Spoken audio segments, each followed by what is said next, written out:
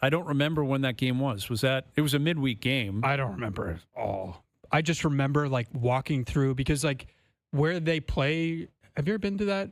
No, I never have. So the old Nassau Coliseum is in like the middle of kind of nothing. It's like in freeways. And the hotel, like the only hotel, is like across the parking lot. So you would walk from the hotel across the parking lot, and fans are like, they're having beers and stuff. They're tailgating before the game. And like that's when you saw the stuff of like people like burning his jersey in the parking lot. It's just like, what is going on here? Like they really dislike him and dislike him for leaving. Mm-hmm. There's no tailgate here because it doesn't work that way.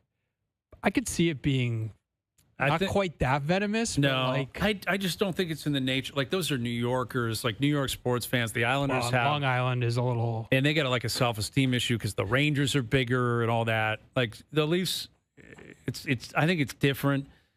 But Ryan's saying that was a Thursday night game, so I don't know what that means in terms of profile. But also, the Islanders are not the Maple Leafs. Like this is Toronto. This is the epicenter of the hockey world. This is Marner's return. You have to platform this. You can't bury it. It's going to be just an incredible buildup, an incredible story. yeah. Like it's worthy of a prime time, like Saturday night. That's what it's worthy of. Where you rehash everything and Yeah, is it possible not to even play in Vegas first? Yeah, that's possible for sure. I don't think you can predict that. But that doesn't matter. Yeah, like that, him playing, they'll meet. There'll be shots before the guys hugging and all that kind of stuff, and the media will get down there and talk to him. The Toronto media will be there, and he'll I'm sure do scrums and Mitch will talk, but it'll be different when he comes back here.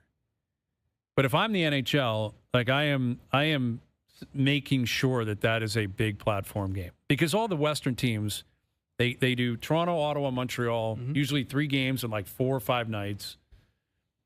And it may work out. I wouldn't be surprised if, again, he's in Ottawa on Tuesday, Toronto on Wednesday or something like that, or Sunday, Saturday, Sunday, Tuesday. And it's, something like that where he's in and out quick.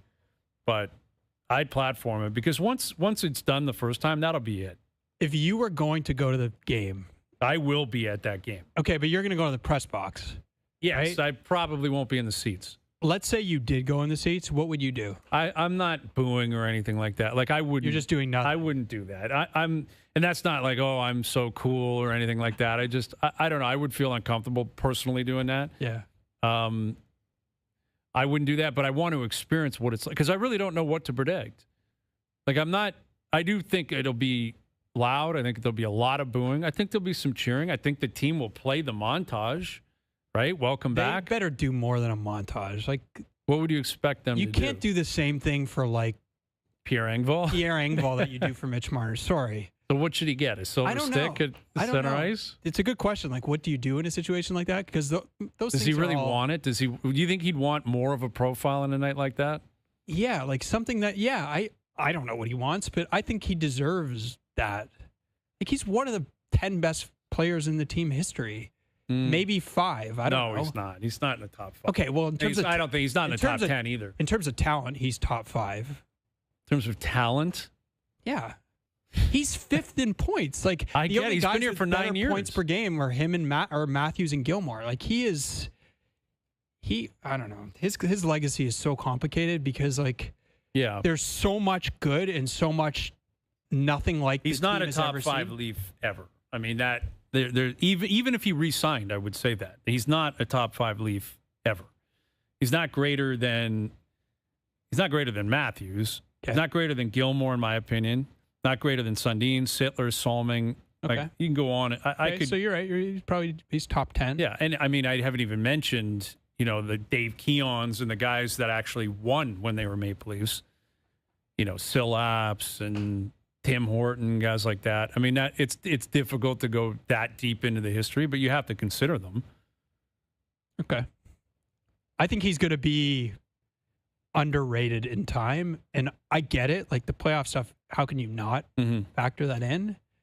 But he's like nobody the team has ever had, and maybe the team won't ever have again. Like how many players are like that in the league? where you're one of the best defensive forwards, but you're also like this A-plus passer and your vision, and I don't know. It's too, like, honestly, like I wrote a big thing for The Athletic a few weeks ago, looking back at everything. It's just sad, like, that it ended the way it did. Like, I don't care. Like, I'm not a fan. It doesn't matter to me. But it should have been an amazing story. And Yeah, it's just too bad, like, all these little pivot points. They screwed up. The team screwed up. He scred up. Yep. Yeah, they're both totally guilty of the position. Should not they're have in. happened the way You're it right. did. You're 100% right. Well, and then, as you transition, you mentioned LeBron, where this is quite something because he, by all accounts, he opted in because the Lakers wouldn't give him an extension. Mm-hmm. So the Lakers are basically like, you can either opt in or you can leave. Like, it's your call. So he opts in for the first time in his career. He's a lame duck player. He's never been a lame duck player in 23 years. And when he was a lame duck, he was like, it was his choice. Well, right? There was exactly like a player option. He had always a player option. Yeah. Yes. This is basically the Lakers saying at the end of the year, you're probably out of here. But I don't think they owe him anything. Like, now it's Luka's team. LeBron has taken care of LeBron for 23 years. And the teams have benefited greatly from that. And in his prime, he had all the power and he had earned all the power. He's not in his prime. You're 40, 41 years old now.